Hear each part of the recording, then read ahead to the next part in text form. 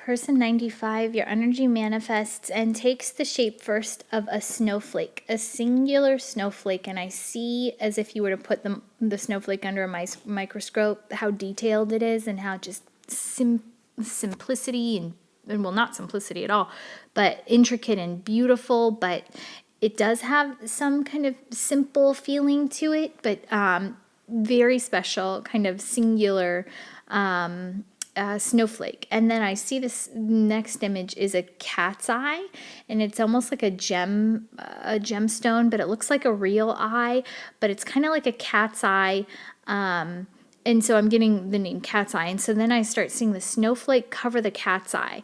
And so I'm not really understanding what's going on. And so I take, the scene or the seat behind the eye, and I'm watching this snowflake almost as if it's like a contact lens put itself on top of this cat's eye. And I'm seeing just how intricately beautiful this snowflake is. And so I'm not sure if this possibly could make sense in a way, but there's something to do with like seeing the beauty. So the eyeball will be kind of a running theme. So that's where we are now. And then so from here, as I'm kind of finally connecting, maybe like seeing beauty or something about viewing beauty or finding that subtle beauty type of a thing. And so from here, I'm seeing you behind the cat's eye. And now I see you as this person, and you're reaching through the cat's eye, moving through the snowflake, and you're like arms out, kind of like Superman style. And you're now in water, in this lake, frozen lake water. And I get that you're from the scene of The Guardians. It's a kid's movie. And the Jack Frost, he kind of comes up, breaks through the ice, and he's in this icy pond, and he's staring directly up at the moon. The moon always represents big changes and kind of cycles and things. And I see this connection here, and I'm seeing the moon judge you here. So this is what Jack Frost goes through. It's kind of like he makes this connection with the moon, and it's like there's a man in the moon, and the man in the moon is the judge or the determining factor, of who gets to be kind of in this like Guardians kind of collection, and so are the kind of heroes of the movie.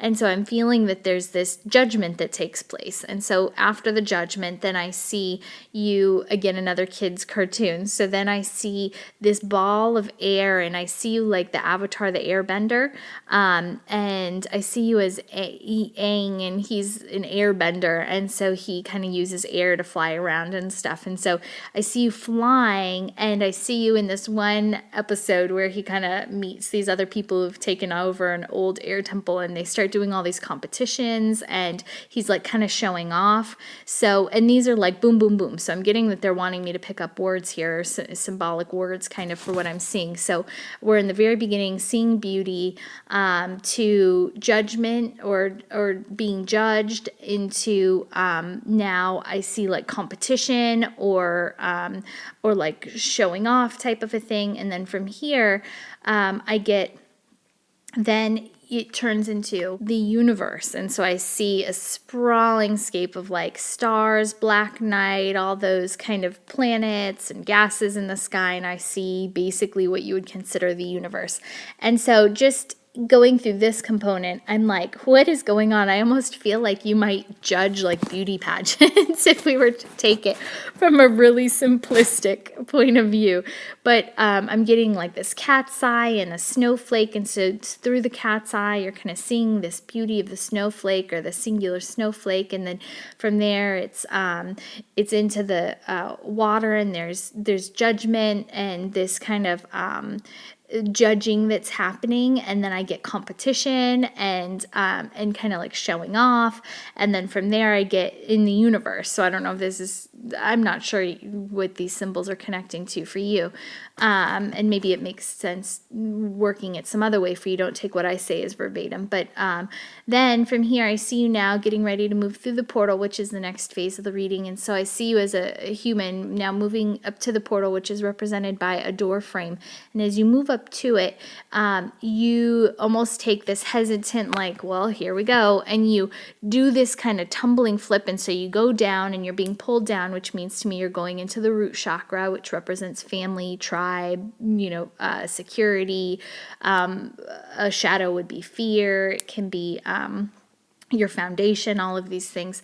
And so I see you now ping-ponging, almost like your body becomes gets into like a fetal position or a ball almost, and it's almost like it's like ping, ping, ping, ping, back and forth. It's like you're falling down this cavern, and you keep hitting the walls and bouncing to the other wall, and you go to the very bottom, and now you're kind of trapped at the very bottom, and I hear you yelling up to like where the doorway where you just kind of jumped through, and there's these 3 doors. Like, imagine that this is all kind of squared out, and so there's 4 walls, but it's all kind of dirt. And so up where you just fell from, there's like these 4 white openings that I see, and you hear people going, and it's almost like these people are ignoring you, but it's not ignoring. It's almost like they almost find your calls irritating in a way. Like, I see you down in the bottom of this pit in root chakra, which again is, it's family, career, foundation, tribe, security, feelings of security, who you feel secure with, money, it's fear, it's those types of things. And so you're yelling to these people, and I almost feel like they are treating you like an older sister would. Like, I see like a kind of a older teenage girl, and I almost get your like this kind of young, irritating brother type of a thing, and you're like, come on, somebody help me, I just need some help getting out of here. And so like the girl walks up and there's these rolled rope ladders, and she goes, ah, and she walks up and she kind of kicks the rope ladder down and turns away and walks away, and you're struggling to climb up this rope ladder, but you are, and almost like it's like you've taken too long, you've wasted your chance. So she cuts the rope ladder and you fall to the bottom. It's like, and then I hear, we're not going to throw you any bones, you're on your own, type of a thing. And so, and then this kind of happens subsequently with each of the other openings, and finally you turn and you learn, this is how I got here, and I see you kind of doing that ping pong down, and so you're like, that's how I'm going to get out. And so it's almost like you teach yourself how to get out of this, and so you kind of create your own path, and so you're pinging back and forth between the walls now in an upward flow, and you go right into the kind of forward tunnel with all the white light. And so as soon as you stand there now, triumphantly, kind of like you just figured out how to get out of that mess you were in all by yourself, independently. Now you're standing in front of this, again, here's another eyeball. So I don't know if I'm not getting the context of this eyeball or the symbology correct, but here's another eyeball. So it's important, whatever it's trying to represent. So I get that this eyeball, and so I see almost like as if this eyeball is a big, huge wall, and it's beaming white, brilliant light, almost like the colors from an opal that you would get, those like cloudy rainbow colors. And it's almost like it's a retina scan, but in reverse, right? So in a retina scan, you put your eye up to a machine and it does that kind of red beam of light over your eyeball and like checks out that you're who you are and lets you in. Like this I got was the exact opposite. It was like the eyeball that was checking out you to make sure that you were, and I got this very like valiant kind of knight thing, that you're like, pure of heart and kind of ready for the next phase type of a thing. Like I almost felt like you almost had to go through your own self-evaluation, or you put yourself through your own self-evaluation. I got that this eyeball was kind of like a divine component of you that was judging you to make sure that you were who you maybe were wanting to be or meant to be, or this kind of more I got very like chivalrous, like a very, that kind of like knight in shining armor. Like I almost got like you had to be pure of heart or like pure of intention to move past this part. But it was all your self-imposed kind of need to do this to yourself. And so then you did the scan, the reverse retina scan from the eyeball doorway, and you passed the test. And you move through this unbelievable white light. So you walk into this beautiful, brilliant white light, and through it is like the most beautiful, untouched kind of forest I've seen. And I hear a babbling kind of waterfall in the background. And we look out, and through the white glare that's kind of coming through, I see this house with one of those wheels that catches the water and moves the water through, and I think they like inside the house it would ground flour or produce electricity or something, the flow of the water through the wheel. So it's one of those houses, and this to me has really special meaning. This is like something I strive for, and so I would love to have a vacation type home like this. And so it was so interesting because as we walked up to it, you looked at me and you said, this is for you. So I don't know if you were doing kind of a reverse premonition thing for me in here, but it'll be interesting to see in the next few weeks. But then you move through the door, and as you move through the door, I instantly get Old Mother Hubbard and the old lady that lives in the shoe, and so I'm getting all of these nursery rhymes. And so instantly now I'm kind of, as soon as I get that we're getting nursery rhymes, I instantly get pulled back and say, is this the time? So your Akashic records represent all of the wisdom, all of the kind of divine connection that you have to your highest and most wise kind of spiritual self. And so I'm kind of instantly connected to, did he lose his belief in this magic or this kind of spirituality, the Akashic records type of a thing? Did he lose this belief in this magic at an early age? Because now I'm flipping back to when you were kind of a young boy trapped in that well type tunnel thing, and now I'm getting nursery rhymes. So I'm thinking that there was a time that you maybe maybe you were really connected into this metaphysical world, and then I think maybe as an adolescent you stopped believing in the magic of it, maybe is what I was drawn to.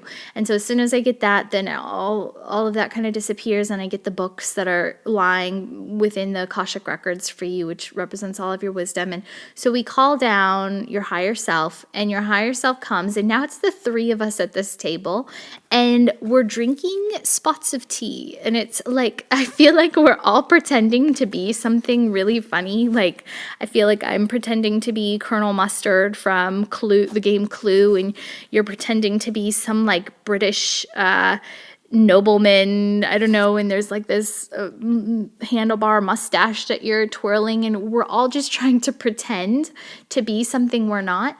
And so I ask your higher self, I say, so what's for the greatest good for this person to know at this moment in time?